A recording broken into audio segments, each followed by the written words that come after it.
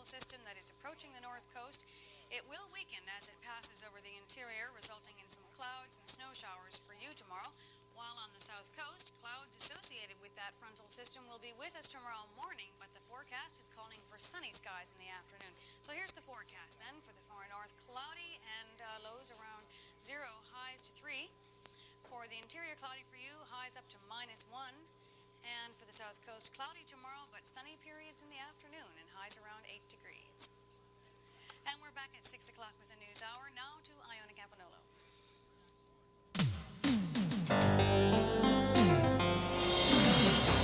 Children in crisis. Studies say 1 in 5 will suffer some form of abuse. Where do they turn for help?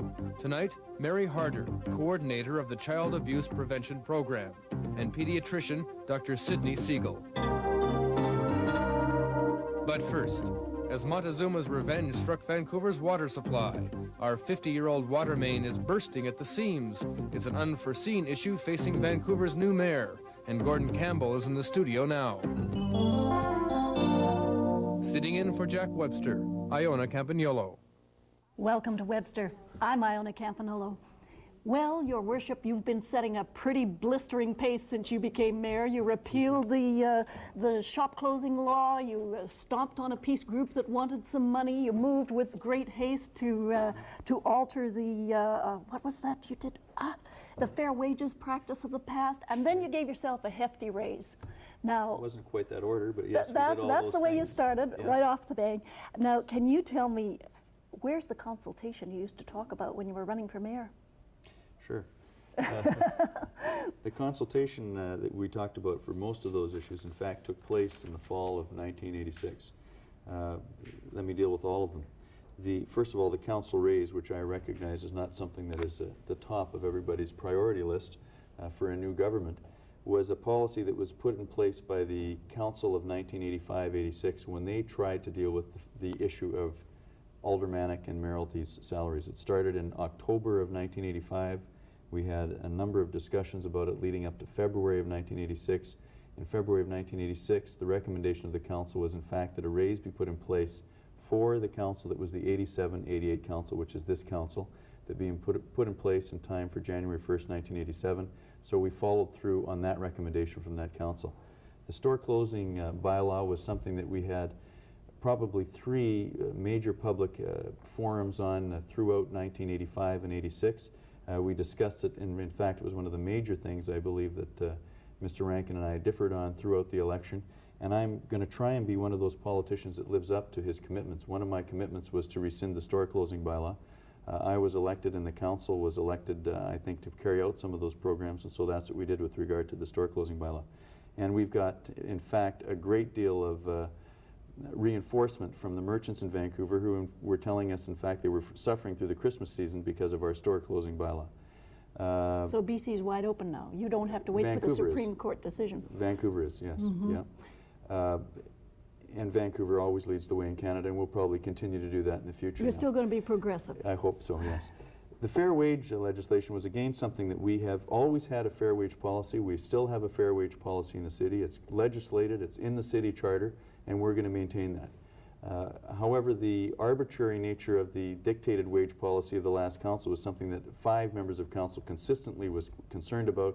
We said we were not going to use that particular criteria in this contract which was issued, and we've asked for the city manager to report back to us, and I am confident that we are going to have a great deal of discussion about the measures that we'll use. I think we'll have a great deal of discussion today when I open up the phones on that. I'm glad but to talk to you about it. You also moved very quickly to allow approval in principle for an Indy 500 type race to take place in Vancouver.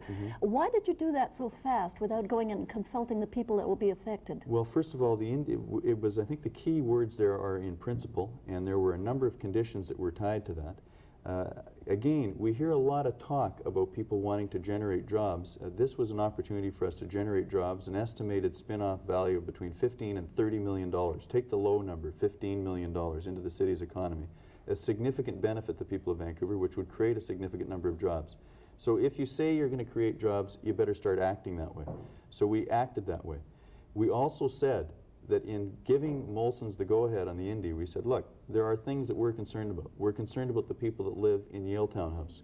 and we want to make sure that you take care of them and take care of their concerns. So is Molson's giving them an expense-paid trip out of the country while we have it? As a matter of fact, Alderman Taylor suggested that that may be something. I don't know that they would take them out of the country, but they could easily give them expense-paid trips somewhere else. Yes. Interestingly, a number of the residents there would like to just stay there and watch the race.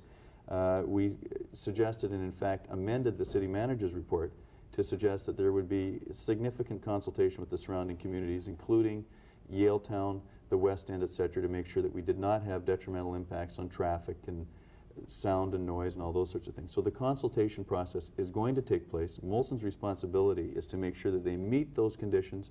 If they meet the conditions, that the community is going along with it, that they're creating the jobs, then but the fact is the consultation did not take place before the fact, but will take place after the fact. But I'd like to move on to water if I could. Well, great. Let's move on to water as soon as I disagree with you on that. The consultation will take place. We'll let the people talk about that. Okay. But we have some 50-year-old water mains that sound as if they're none too stable.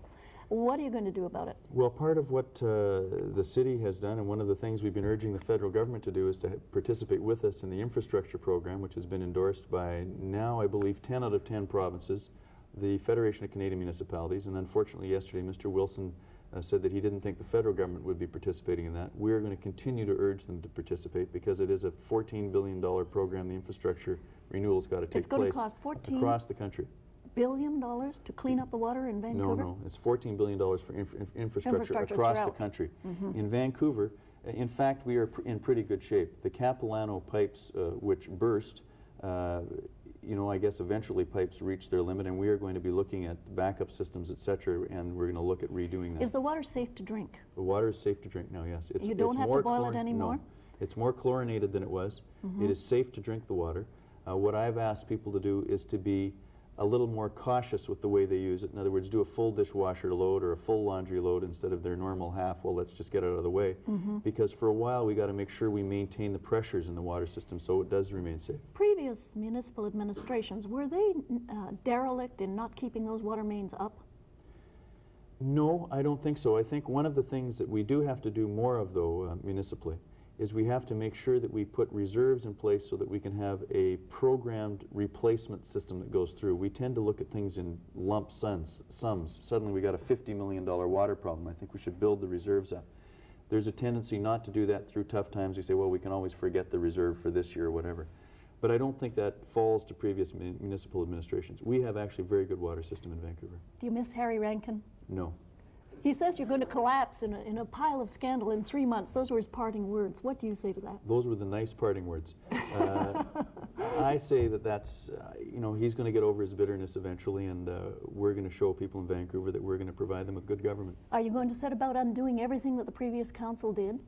No, we're going to set about doing things that we think are positive for the city of Vancouver and that lead us into the second century with a little bit of intelligence and hopefully cooperation with other levels of government and people in this community. You said you were going to look at some of the bylaws that had met their time, sunset laws.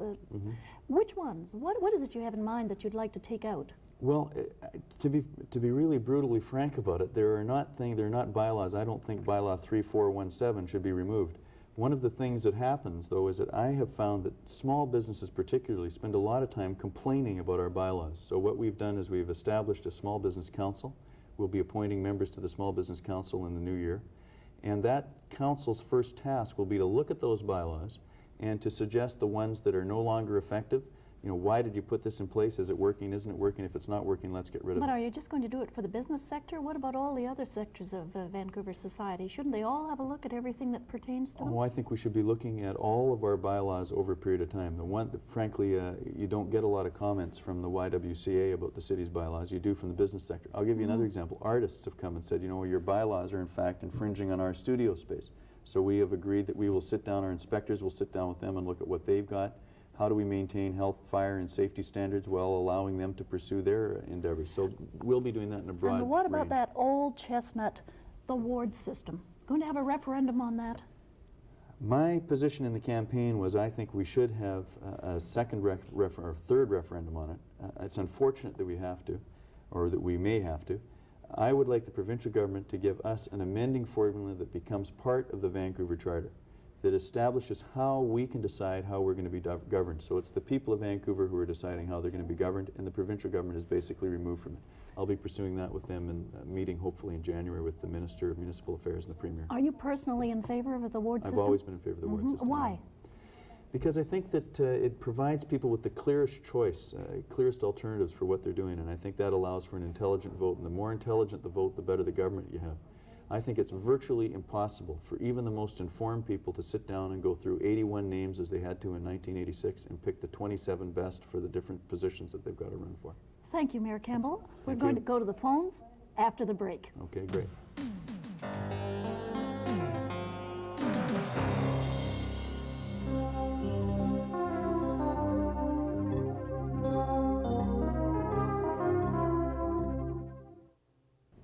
Mayor Campbell, just before we go to the phone, tell me, what is this new consent agenda? Well, the consent agenda is actually it's not very new, it's new to Vancouver. There are a number of reports that come up from staff which are really basically administration reports, which we take a number of minutes to go through, and it's really a formality that we go through them, number one. Number two, what we felt was that it was important for staff to be able to use their time productively, and a lot of staff spend most of their afternoon on Tuesdays waiting for the item to come up on the agenda, which may or may not be discussed by council. The consent agenda is a way of establishing the things that the staff feel are basically administrative, that council's got to approve.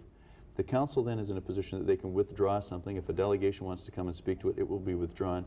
It's a way of providing some efficiency to the way council deals with it, but more importantly, the amount of time that staff spends waiting to find out whether council is going to be causing a debate or not. So it's staff that determines what are the non-contentious issues, not your alderman and yourself. Right. Staff would start by saying, here's the consent agenda to items A1 to A7. There's a whole package that we go through. Right. And the council, when they read it, on a Monday, which is a typical after the weekend, they could remove it from the consent agenda because they want to talk about it. As late as the Tuesday before the meeting, they can remove an item from the consent agenda. It's just a way of dealing with something I efficiently. remember my old city council days. Aren't you a bit afraid that somebody might try to whip something through on you that is contentious under the guise of it being a consent item? Well, it happens today. I mean, it's not really anything different than the way of dealing with items that are before council, put before council by staff, and they're initiated by staff carrying out council policy. So I'm not really concerned about that. No, we have a responsibility, of course, to read all the reports, and we're going to continue to do that. Well, here we go to the phones. We'll Okay. see what your people have to say to you. Okay, good, thanks. Go ahead. Yes, hello, Mr. Campbell. Hi. How are you? Fine, thank you. How are you? That's good. I'm just wondering, with this water problem in Vancouver, why the city of North Vancouver was allowed to shut down their reserve water system on Lynn Creek, which could be a backup for your problem there. Well, the water problem in Vancouver was one of the reasons we had the problem was it was a whole series of things that happened to take place at the same time. In fact, we had the Little Mountain Reservoir down, and it was being repaired and maintained as you would want to make sure that the water system was maintained. The GVRD has got I think, a very good water policy. The area that we're going to have to concentrate on is the Capilano, the pipe system that goes through, and the backup system that we have there, and we'll be doing that in the next few months. Thank you, sir. Going to another call here. Go ahead, please. Yes, Mayor Campbell. Hi. I would like to ask you, on your Hastings Cassiar underground tunnel, is that going to go ahead under your administration? Well, it's certainly the top of my list as far as dealing with the provincial government is concerned. As you probably know, that is the final segment of that provincial highway system, and the provincial government has got the responsibility to pay for it. It's going to be about a $70 million bill, but I think it's something they should put at the top of their list. It has really major impacts, not just to our neighborhoods there that are negatively impacted by the lack of completion, but to the port and as a distribution center and to the region. So I'm hopeful that when I meet with the Premier and Mrs. Johnson in January, that we are going to be able to convince them to put that at the top of their list, and we'll get it started. Thank you. Let me explain, one other thing, that it will take 3 years to have that complete. So I hope we get it started now so we can solve that problem once and for all. Thank you very much. Okay. Go ahead, please. Yes, Mayor Campbell, I'd like to extend my congratulations on your victory. Thank God Harry left-wing Rankin didn't get in, and I think the Indy Formula One race would be very good for Vancouver, and the spin-offs would be quite good. Thank you very much. Thank you for your call. Moving to another call. Go ahead, please. Hello, I live at 18th and Arbutus, and we've experienced an increase in traffic when the barricades were put up in Shaughnessy.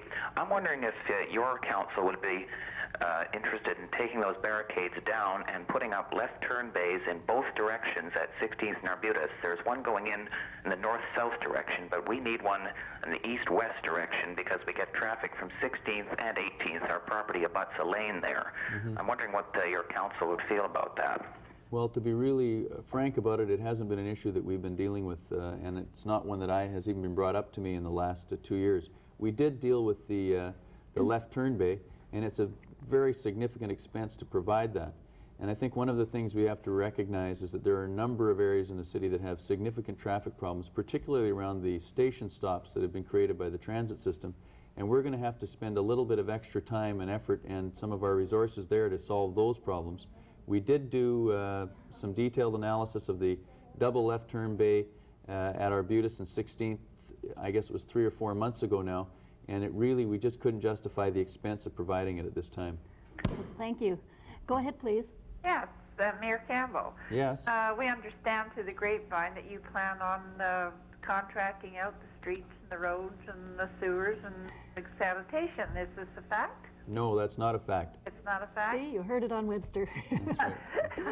That's right. Actually, frankly, caller, if you listen carefully, that was one of the things that was put out throughout the election, and we consistently said that was not what our intention was, and it remains to be not our intention. So. That's great then. Thank you very much. Now we're going to go long distance, Horseshoe Bay. Come on in, please. Yes, Your Honorable Mayor Campbell, I'm happy to see that you're following through with your most recent campaign promises. I'd just like to know what will be happening in the near future for the education in our province. I am concerned about UBC as one being so high in tuition fees. I was wondering if it was possible to have a tuition freeze on any of our universities. British Columbia government, I think. We'll pass that on to a future date caller when we have a BC politician on. I'm going to move on to another long distance call. Here we are. You're on the air from Chilliwack. Okay, fine. Thank you. Thank you, Mayor Campbell. Hi.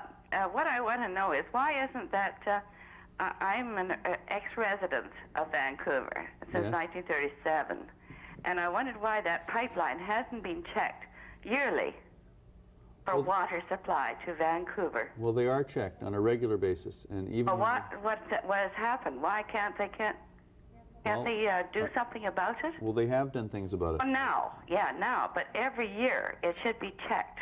But it's like your car. You can maintain your car exactly according to the schedule that's maintained, and it can still break down. It costs money, but that's what we are here for. We pay the taxes to do that. I think you've made your point, ma'am. Thank you very much. Moving on now. Go ahead, please.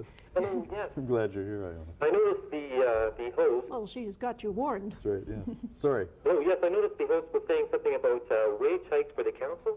So if you could elaborate on that? Yes, I can. City Council has basically had not raised their salaries until since 1982. In 1985, Mayor Harcourt basically said, look, we've got to try and keep ourselves at a reasonable level, because frankly, it's difficult no matter where you are to raise your salary. So what the council did in 85, 86 was they went through it and they agreed that there should be a raise and that the council for 87, 88 should in fact put it in place. There was a discussion about it on Tuesday, and the council did, in fact, grant themselves a raise for 87 and 88. The fact is, aldermen are paid about $26,000, and His Worship the Mayor is paid $61,200. Is that right? That's what the new salary will be as of 1987. Yes. Yes. What was the percent? That's $61,000 a year, sir. That's not really excessive for a full-time mayor. Do you think? What was the percentage of that raise for the 87, 88? I think it was 12%. Okay, thank you very much, just sir. to be straight, I think it was 12-point-something%. And again, all I can say is it's unfortunate, but it's a catch-up raise. Yeah, but you are a full-time mayor, aren't you? I'm a full-time mayor, yes. Right. Yeah. Thank you. We're going to go on to one more call before the break here. Go ahead, please. Yes, Mayor Campbell. Hi. Hi. I heard through the grapevine that you're going to be looking into suites in people's basements.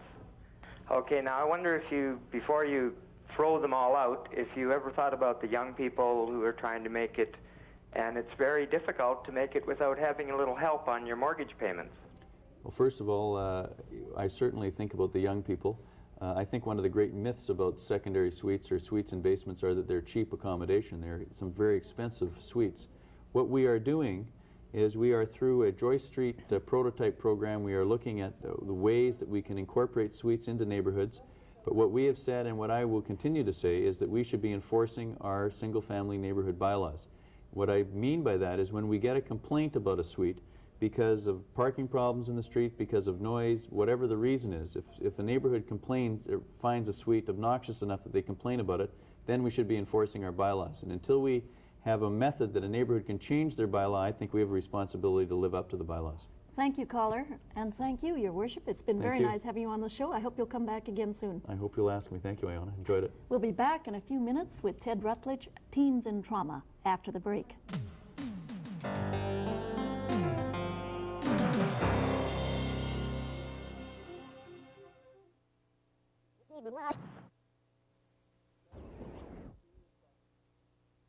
Child abuse is a serious problem.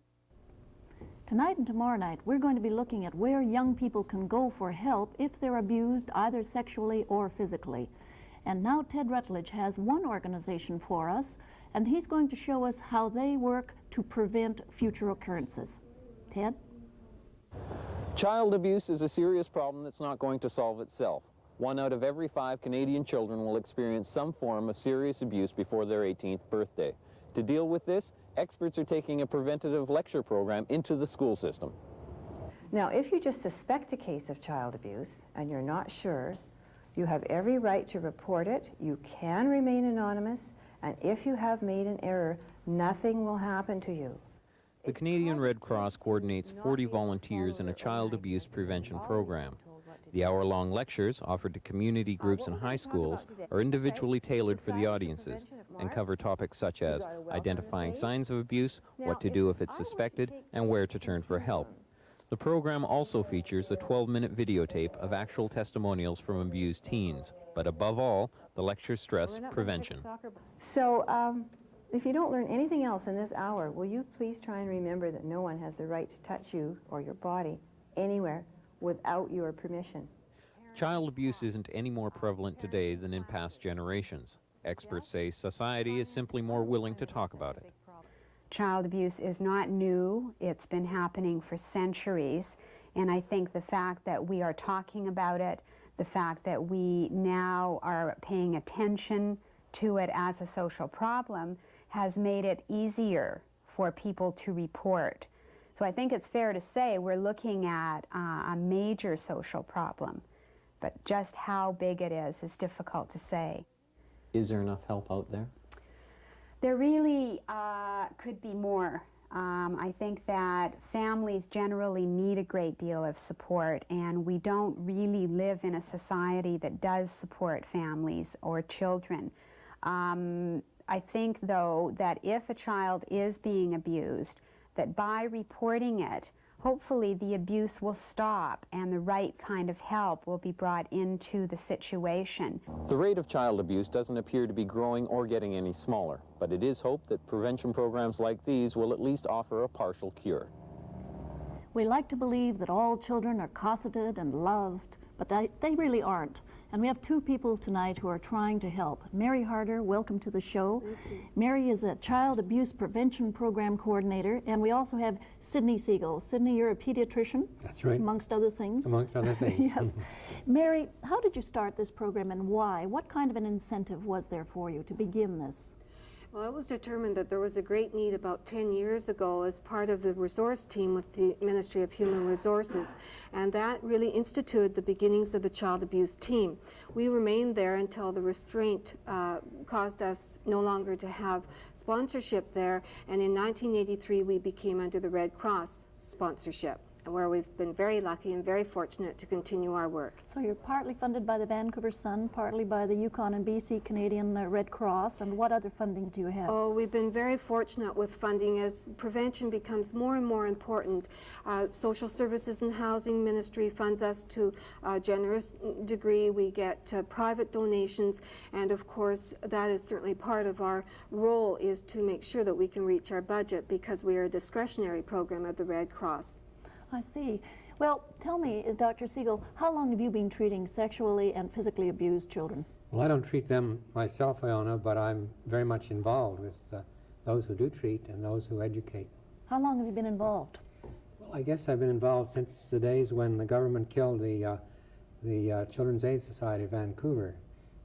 That's where I discovered child abuse, and then serving on Mr. Justice Berger's Royal Commission. How long is that?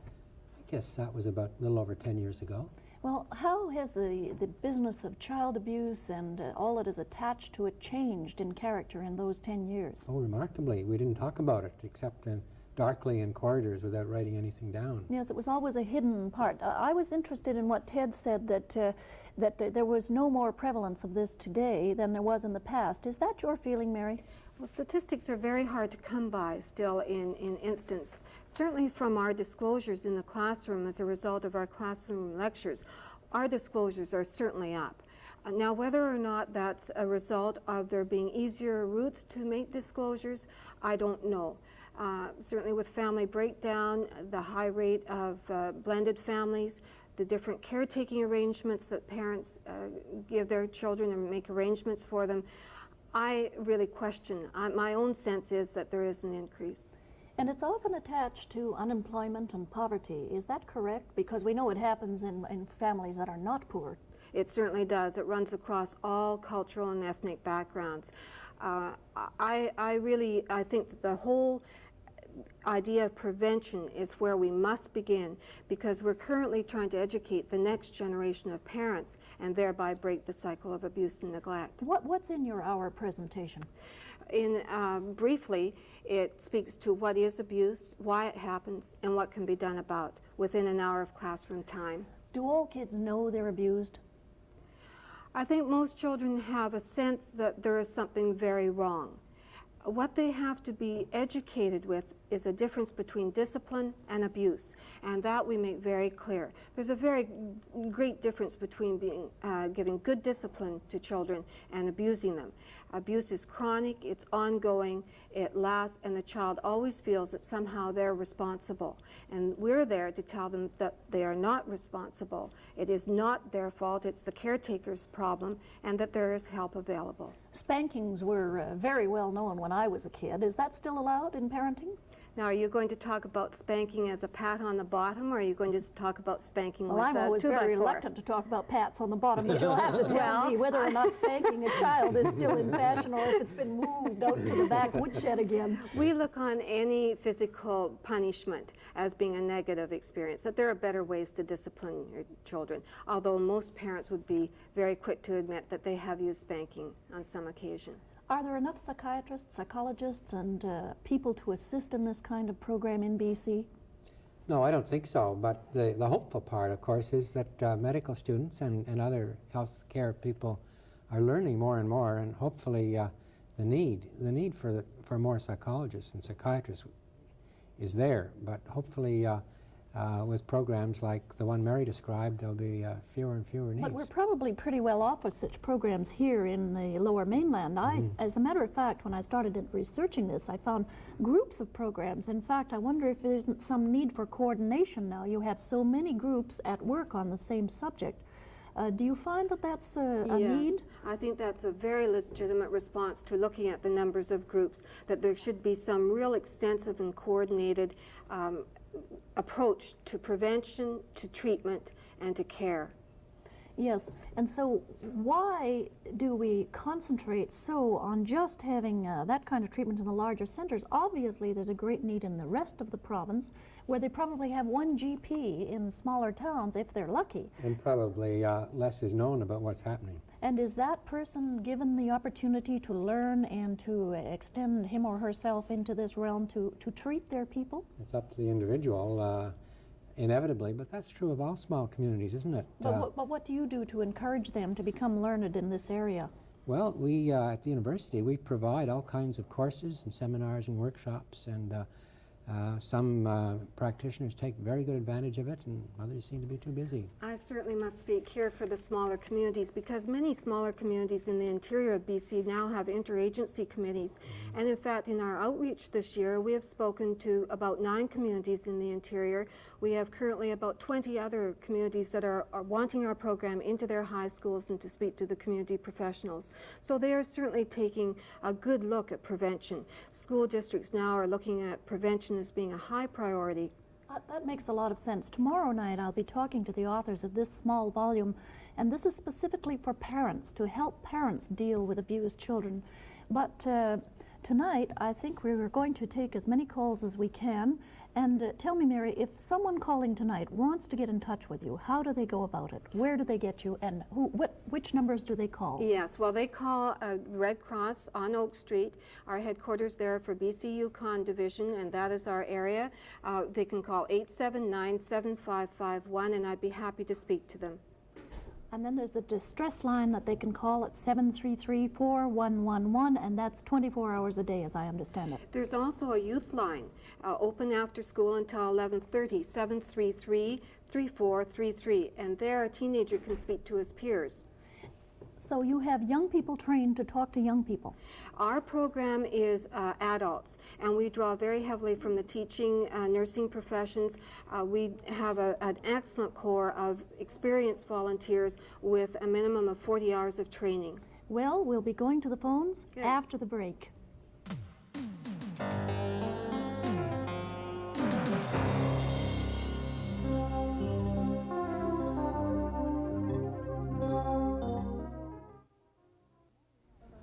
We're back again with Mary Harder, coordinator of the Child Abuse Program, and Dr. Sydney Segal, who is a pediatrician. The subject tonight is child abuse. What did you find when you gave the programs in the school? What was the result after disclosure? That really varies according to how well the school is versed in the handbook, which has recently been printed by the provincial government. Schools vary. The course after a disclosure in the classroom is that the volunteer would make sure that the school counselor is aware of the disclosure of the problem in the classroom. And then there is a law that compels teachers, just as anyone else, to report to social services and housing. So the whole load really goes to the school counselor. What about those areas where there are no school counselors? Who takes it? Most schools do, and school administration is bound by the law to report even a suspected case of abuse. As we know, 50% of all females, and I'm sure many more males, never tell. And so our main thrust is to say, keep on telling somebody you trust until somebody listens. It must mean a great deal that somebody finally cares to listen. It does, and it means something to the student that someone is there of their own free time because they care. Well, we're going to take our first call tonight, long distance from Victoria. Go ahead, please. Yes, I'm a little confused. Looking back at my childhood, my mom and dad gave me a couple of cracks on the backside when I was bad, and it seemed to help, actually, in the long run. I was wondering why your guests are against that sort of... Well, you're in the same boat I am, sir. Maybe we come from another age. We'll have to ask and find out. We'll start with you, Doctor. Well, I was one of 8 children, and I'm sure none of us had ever been spanked. Now, maybe I didn't turn out so hot. But maybe you were a good kid. Maybe the caller and I weren't. How about you, Mary? Any observations on that? I think that the key word here is chronic. Is it chronic, or is it once in a while when the parent loses his cool and regrets his action and looks for a better way to discipline? Well, I don't think it was that. My parents never lost their cool. It's just that I knew that if I pulled off a stupid stunt or anything along that lines, I knew I was going to have to pay the dues for it. I'd be interested in how you discipline your children. Well, I try to use a more psychological approach, but if they get out of the line, they know the big hand's going to come down the backside. Caller, there is a line, isn't there, between discipline and abuse, and we all seem to know what it is. I guess some people haven't figured that out yet. Iona, I think there are some children who provoke, and my heart goes out to the parent who can resist and who can use this psychological approach. Thank you for your call. You're on the air. Go ahead, please. Hi. I have a daughter myself, and so I worry as much as the next person about child abuse. But I was watching the lady come in the classroom a moment ago, and she was saying that she said to the children, that if you make a mistake, that's okay. And I thought to myself, maybe this is why a lot of the teachers are going to court right now. And they're so underpaid now as it is, but to go on top of that, to maybe be falsely accused by children that don't like him as a teacher. I see. Mary? Certainly, I can understand your feeling. It is one more source of concern to teachers who are already overburdened and overworked in many cases. However, the law is the same for a teacher as for you or for me. And in fact, children lie to keep out of trouble. They really don't lie to get into trouble. And that's a distinction that we have to keep very clear.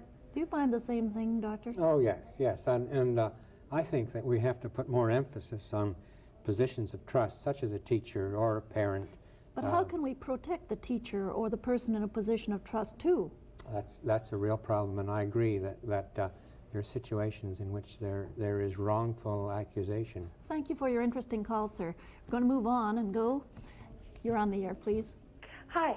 Go ahead. Yeah, I was sexually abused when I was younger, and I was involved. I was wondering if it was going to get, hurt my relationships with guys. And did it? It really did. No, it hasn't. I was waiting to find somebody that I could finally tell, and when I started to get involved with him, I was, scared. And when I finally told him, he was very understanding. Well, you seem to have found a good person there. I'm glad I have. I've been going with him for 3 years, and I just want to tell the girls out there that if they have a boyfriend and if they are being abused by somebody, tell their boyfriend, because they'll stick by them. They won't run away. Well, if they're worthy people, they will. Thanks for your call. You're welcome. Going on, and we'll listen to this caller. Go ahead, please. Hello? Yes, go ahead. I have friends who believe in natural consequences and don't spank their children. And these people that are friends of mine, I hate to say it, but their children are really hard to deal with. And it's okay if you follow through all the time with these natural consequences, but when you take your child somewhere else where they don't treat their children like that, it's a whole different ballgame. It's a whole different set of rules. The natural consequences could be pretty dreadful, too, in some cases. Mary? That's right. Yes, although that's certainly one of the positive forms of parenting. When we're in the classroom, we speak to the very difficult demands of parenting and are very supportive of parenting. It's the hardest work that any of us will ever do, and probably the longest ongoing relationship that we'll have in our lives. And I think there are a number of parents who do spank and whose children are not the easiest ones to get along with. They're imbued with a sense of insecurity. They'll never know when they're going to get a thrust across the face. Thank you. We're moving on. Go ahead, you're on the air. Good evening. Yes. To your guest, Iona, I'm very, very, very concerned that they have no solution to anybody that wants to get even with their friends next door or children. They are putting up no defense against this, and I think then their whole program can be shot down because there's so many lives can be involved. But what's the opposite? If nobody reports these things, then those who are of ill will can get away with anything they want. I think the only way that they're ever going to do this is it's going to have to be done by the parents and not by outsiders. Well, I agree, but what if the parents abrogate their parental duty? Mary, would you answer the caller? There are many children in our society, and that includes the adolescent, who are living lives of quiet desperation because it's looked upon as a family problem. It's a community problem, and when a community takes on the goal of prevention, it takes authority. But did you people not get involved in that family out in Richmond and took those children away, which should never have been touched? Sir, I work for the Canadian Red Cross. We are a prevention education program. You might have been talking about the BC Ministry of Human Resources, perhaps, sir. Anyway, thank you for your call. We take your point. We're going to move on now, and long distance, we have got 100 Mile House calling in. Go ahead, 100 Mile House. Yes, I'd just like to ask your guest how far it goes before it's classified as child abuse. Like if you've got a couple of child, I've got a little girl and a little boy, and at times they can get quite annoying in that, where they just push you to the limit that you give them a spanking on the bottom, enough to let them know that they've done something wrong in that. Now, is that classified as abuse? Mary? I don't make those decisions whether or not something is classified as abuse or not.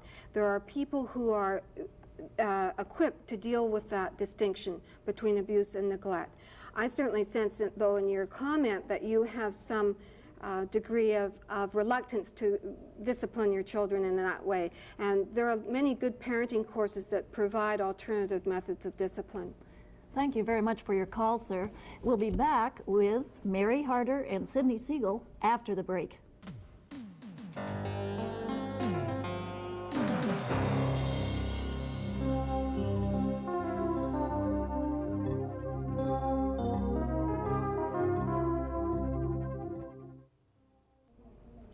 Sexual abuse has finally come out of the closet. We have guests today, Mary Harder and Dr. Sidney Segal, to answer your questions. What response can a child expect, Mary, after they have disclosed that they have been abused? In the area of prevention, we have the care kit from grades kindergarten to grade 2, and then the feeling yes, feeling no from 4 to 6. And ours is the high school program. And I think that a child in any one of those school situations, or a child anywhere, has a reasonable response from an adult or somebody that they trust. The response that I would like to see ideally would be, I'm really glad that you told me. I believe you. Now let's do something about it. Well, suppose a young person was a babysitter and suspected the child that they were sitting was abused, either sexually or physically. What would happen to them if they disclosed it? They have a legal response to report it. They are not liable for even a mistaken report. Back to the phones. You're on the air. Hi. Go ahead, sir. I'd like to congratulate you with the jobs that you are doing. It needs to be brought out into the open. I wanted to find out if that was the right number to be a volunteer. 879-7551. Yes, you could call me and we could talk about that. Thank you for your interest. Thank you for calling. You're on the air. Oh, hello. I've got a son in kindergarten, and next January starts a care program in his school. Now, I was wondering, I don't know whether to put him in it or not, because I was thinking, it might put false ideas into his head. What do you think, Mary? Well, do you take your child to a swimming pool to teach him how to swim? Yes. Yes, because you don't want him to be harmed in the water. Right. So this is what we're doing with these prevention programs. We're preparing and equipping children. Okay, well, like a situation, say, he was in the bathroom or something, and someone came in and touched him accidentally or whatever, he might come and say, they touched me in the wrong place. That to me puts extra ideas into their head. Well, the fact that he would come to you and talk about with you shows communication, and then you would very quickly discern that it was just an accident or just one of those things that happened on through the course of bathing or whatever. But it can very quickly be discerned. Mr. Segal? Oh, yes, I think so. Surely a parent can discern, as Mary says, between the one thing and the other. And it's a much rougher world out there, and our kids have to be in a position to be able to deal with almost anything that comes their way. And especially if there is a repetition, then it becomes. Do you not think that kindergarten is kind of young to start this? When do you start? We know that at 4 years of age, most of the abuse begins with the numbers of facts and figures we have. 4 to 5 years of age in girls, it begins. This is something that we have to fight against. So the boys, 1 in 8 will be sexually abused by the time he's 18 years old. This requires action on our part, and I don't think you can start too young. Thank you for your call. I think we have to remember, too, that children are such vulnerable targets that they're under the natural authority of anyone older, bigger, stronger. But it's exploitation. It's a power play. Exploitation of our children. Absolutely. Well, we're going to go to long distance again. It should be taught in the context of life in general, right? Not just an emphasis. We have a long distance call. Courtney, you're on the air. Yes, I was interested what you know about the legal protection for parents who have been accused of sexual abuse and they are trying to prove that they are innocent.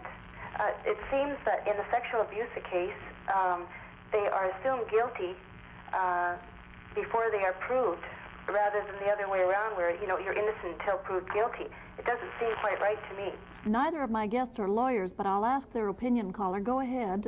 Would you like to, Dr. Segal? Yes, I think anybody who's accused automatically becomes suspect, and there's no way around that, whether it's sexual abuse or not. But I do think that due process of law protects people, and usually there's more information than comes out initially before a charge is laid. Caller, do you know someone who's wrongfully accused? Yes, I do. And what's been the result? Nothing. The results have been that the person who was accused has been unable to see his children for over a year.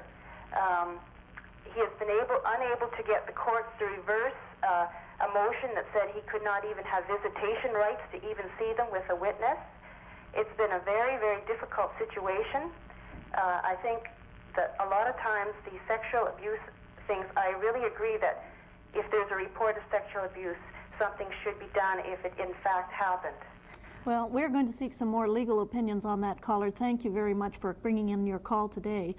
Another one on the air. Go ahead, please. Yes, is that me? Yes, it is. Iona, could I ask you one question? Sure. Consider yourself as being an abused child? Myself? Yes. No, never. I was just referring to your comment about how you used to get lickings when you were a kid. I never thought there was anything wrong with it. I thought that it was just perfectly fine. When I was a bad kid, I got a spanking. In our day, that was often done. Dr. Sidney Segal here says the same thing.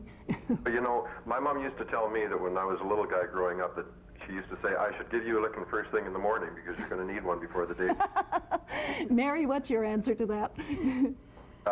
And you know, when I think about how these people like Mary Harder are going into schools now telling kids that their parents don't have a right to touch their body anywhere, it just makes me burn. Not their parents, strangers. Mary, would you like to respond to the caller? Oh, I think that you've misunderstood. I think that parents' natural role is a nurturing one. It's the most valuable experience that a child has, that nurturing, loving, caring. There's good touch and bad touch. You ask a 4-year-old a good touch and what it feels like, and it's daddy giving you a big hug and a kiss before he puts you to bed. Or giving you a bath. That's right. What's a bad touch? And they can tell you, they can very quickly discern the difference between something that feels good and something they don't know how it feels, but it doesn't feel quite right. I think if the caller were to see an adult touching sexually, he would not ask the question. Well, thank you for calling, sir. Going to move on now, and I have another caller on the line. Go ahead, please. Yes, good evening. I was wondering, is too much being said to the children or in a wrong way? I have a good friend of mine who's the most loving, dearing mother you could possibly know, and she was being pushed by her 7- and 9-year-old, as children often do. You know, when's mommy gonna break down and spank me? And she was pushed to the limit on a bad day, and she threatened to spank the children if they didn't behave. And the youngest one said, "Mommy, if you spank me, I can report you." She was just floored, you know. And do you have any comment on that? Mary Harder? That's definitely not what we're talking about here. That's a parent exercising his or her parental need to discipline when pushed, but certainly abuse happens when there's a parent and a child in a crisis of some kind. It's how the parent handles that crisis, what ways are open to him, and what kind of a pattern the parent has developed with disciplining. I think there are many ways in which a child can manipulate a parent, and that's only one of them.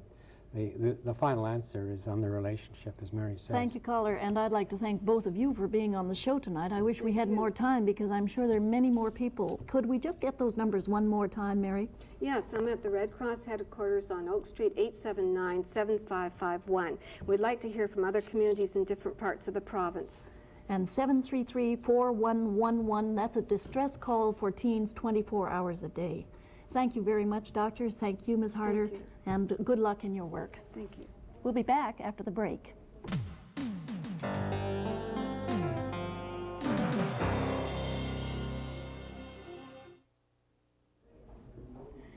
Join me tomorrow on Webster when we're going to assemble our own panel of experts to discuss childcare in British Columbia. We'll have Penny Coates from the Daycare Coalition, Peter Ashmore from Information Daycare, and Barb Waterman, who is a daycare worker and a single mother on her own. So I hope that you'll be with us on childcare, and in addition, we're going to have this booklet that's just been approved by the British Columbia government for distribution all over the province. And if you're a parent with a sexually abused child, I suggest you get a hold of this booklet. I'll have its authors tomorrow on Webster at 5 p.m. precisely, and don't forget to stay tuned for the news.